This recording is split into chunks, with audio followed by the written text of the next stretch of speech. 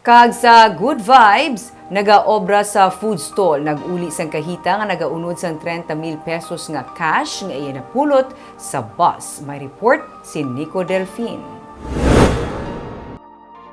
Sakay sa bus papauli sa Talisay si Melody Nosostros sang makita ng isa ka wallet sa idalom sang pulungkuan.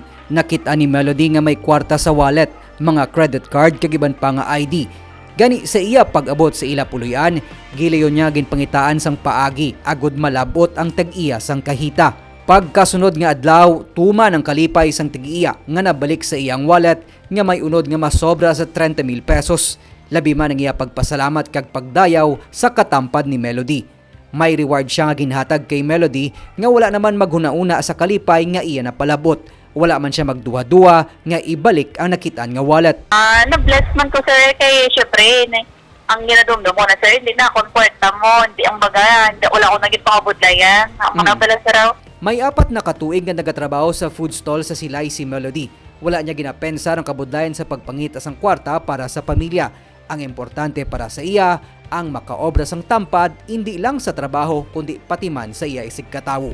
Nico Delfin para sa DG Cast Negros.